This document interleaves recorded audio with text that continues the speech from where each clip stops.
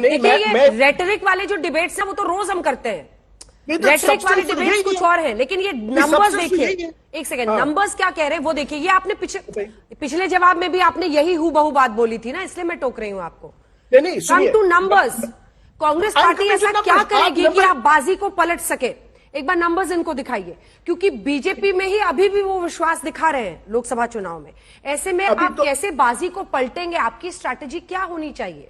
देखिए, मैं आपके नंबर्स मेरे स्क्रीन पे है नहीं, लेकिन मैं आपको सिर्फ ये बता दूं, चलिए मानिए कि नंबर्स आपके दिखा रहे हैं कि बीजेपी को काफी सपोर्ट मिला औरतों की वजह से, लेकिन ये जो अब नया इलेक्शन है ये टोटली डिफरेंट इलेक्शन है। क्यों? ये हिमाचल में गए, वहां हारे, और आपने खुद कहा कि इनको महिलाओं ने हराया। ये कर्नाटका गए, वहां तो they were destroyed by women and men, but women. अब 5 स्टेट हैं। अंजना जी, आप तो बहुत एक्सपीरियंस्ड है, इनको तो पता है कि किसी भी जगह एक स्टेट में इन 5 में से इनके पास कोई गारंटी नहीं जीतने की। क्यों? क्योंकि लोग इनसे तंग आ चुके हैं, इसीलिए ये इस वक्त रैटल्ड हैं। दे टोटली रैटल्ड। इंडिया अलायंस की आज तीसरी मीटिंग थी, 2 दिन की मीटिंग हुई। दे टोटली रैटल्ड। इनको पता है अब the writing is on the wall. ये कितनी भी गैस प्राइसेस कम करते, आपने तो बहुत अच्छा इनको बोला कि 9.5 साल आपने बहुत सारे टैक्स खाए, इतनी प्राइस हाई रखी, गैस की रखी, पेट्रोल की, डीजल की, इन्फ्लेशन इतनी ज्यादा हो गई है। अब लास्ट में ये थोड़ा सा ये रेवड़ी बांटने की कोशिश करेंगे, घूस देने की कोशिश करेंगे, लेकिन लोग यहाँ के बेवकूफ नहीं है, हिंदुस्तान की औरतें बेवकूफ नहीं है। इनको इसका भुगतना पड़ेगा। इनकी हार मेरे ख्याल में गारंटीड है, ये हमारी गारंटी है। और बाय द वे, जो ये कहते हैं पार्लियामेंट में रिजर्वेशन की बात जो ये कहते हैं, कांग्रेस पार्टी तो साथ है, चलिए कीजिए, आप आइए ना, कांग्रेस पार्टी तो आपके साथ है। ठीक है, एक बार सुधांशु जी इसका जवाब दे ले, आप दोनों के पास आ रही हूँ, इसका जवाब दीजिए आप सीधा। महिला आरक्षण पे वो कह रहे हैं न्योता दे रहे हैं, आइए। अरे कहां साथ है भाई? अपने जमाने में कभी प्रस्ताव लाए थे? कहां साथ है? दिखाइए, आप बताइए। आपका नेता प्रतिपक्ष बोले, इसलिए मैं कह रहा हूं मान्यवर, अभी आपने बहुत बार बोला बिल्किस बानो का विषय। तो सलमान साहब, आपने शायद इसलिए बोला कि बिल्किस बानो मुस्लिम है, इसलिए आपने कहा कि साहब उसके साथ न्याय नहीं अरे नहीं होता। तो आपको याद है सब हिंदू मुस्लिम है, आपकी नजर में इंसानियत। मैं उसी बिंदु पे आ रहा हूं। आप एमपी अपने टर्न का इंतजार करिए, याद रखना चाहिए कि आप एमपी बने, ठीक है, अपने टर्न पे बोलिए। मैं आपको याद दिलाना चाहता हूं कि दिल में हकीकत में किसके क्या है। नहीं कीजिए कि यूपी में भी एक मुस्लिम महिला थी जिसका नाम था इमराना, और उसके साथ उसके ससुर ने बलात्कार किया। तब एक मौलवी ने फतवा दे दिया कि बाद से वो अपने ससुर की पत्नी और पति की मां हो गई। आप सब मुंह में दही जमा के बैठे रहे थे। याद करिए, आप तो वो पार्टी हैं जिसने कश्मीर के ऊपर, आप कह रहे हैं 1-2 महिलाओं की बात, जहां हजारों महिलाओं के लिए दीवार पर लिख दिया गया कि हिंदुओं छोड़ के चले जाओ और अपनी बहन बेटियों को छोड़ जाओ, और उसके बाद उन लोगों को अपने जमाने में बुला बुला के सम्मानित किया गया। आप तो वो पार्टी हैं जिसके मुख्यमंत्री ने केरल में ओमन चांडी साहब ने कहा कि किस ढंग से लड़कियों को फंसाकर लव जिहाद में फंसाकर उनका शोषण किया जा रहा है, उसको आपने नकार कर उसका मजाक बनाना शुरू कर दिया। और आज भी मैं पूछना चाहता हूं सोच साहब से, ये 4 बीबी के साथ हैं कि नहीं?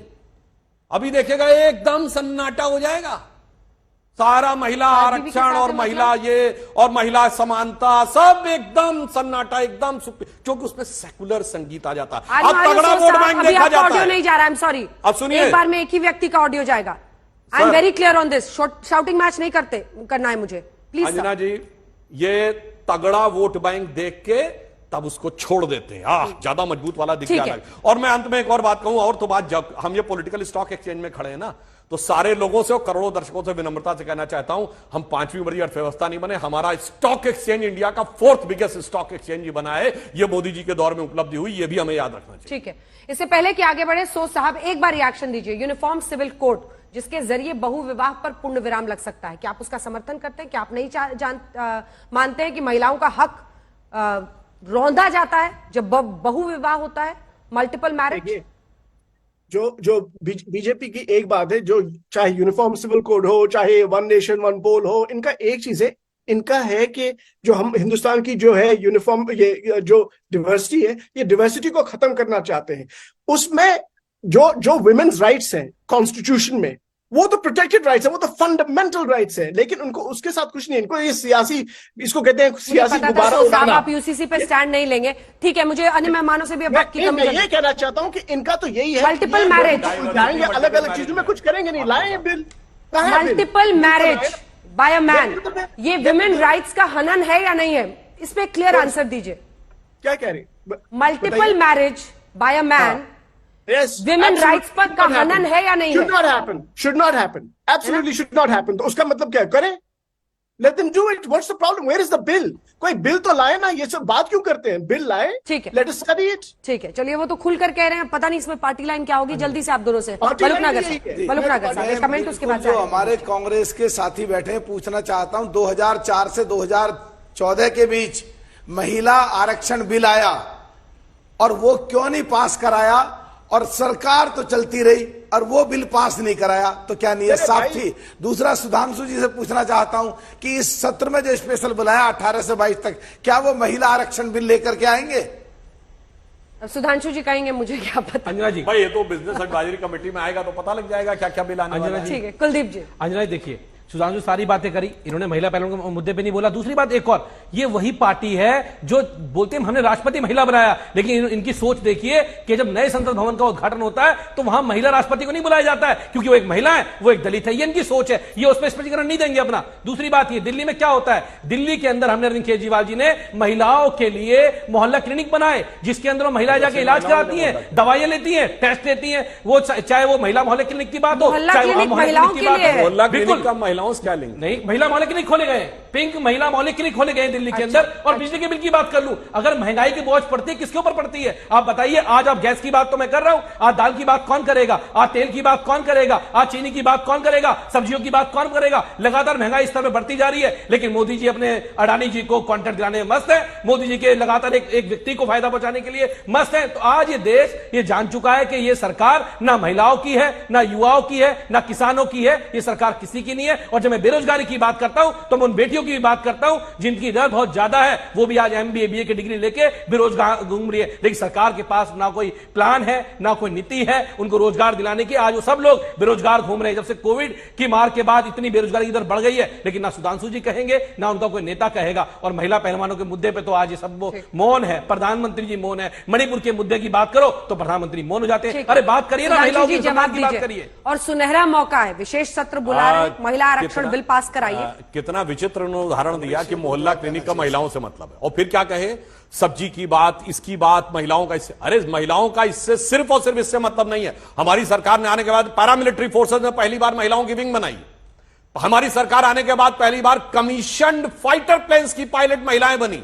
हमारी सरकार आने के बाद याद करिए, एक अमेरिका से और बेंगलोर तक फ्लाइट आई थी जिसमें ऑल वुमेन पायलट थी, जो नॉर्थ पोल से होते हुए आई थी। तो हमने महिलाओं का, और हमारी सरकार में पहली बार पूर्णकालिक रक्षा मंत्री, पूर्णकालिक विदेश मंत्री महिला देश के अंदर। फिर देखिए, यही गलत बात है। इसीलिए मैं कह रहा हूं पूर्णकालिक, इसलिए अगर महिलाएं कुछ अचीव कर रही हैं तो आप उस अचीवमेंट का भी क्रेडिट ले लेंगे। क्यों? कमीशन तो सरकार तय करेगी ना कि कमीशन उसमें ठीक है, लेकिन ये जो ऑल वुमेन फ्लाइट थी, नहीं ऑल वुमेन फ्लाइट में हम कह रहे हैं, जब हमने, आपको पता है एक मजेदार बात बताऊं, हमारी सरकार आने के बाद पूरे वर्ल्ड में सबसे ज्यादा एरोनॉटिकल सेक्टर में, मतलब फ्लाइट में परसेंटेज महिलाओं का भारत का है।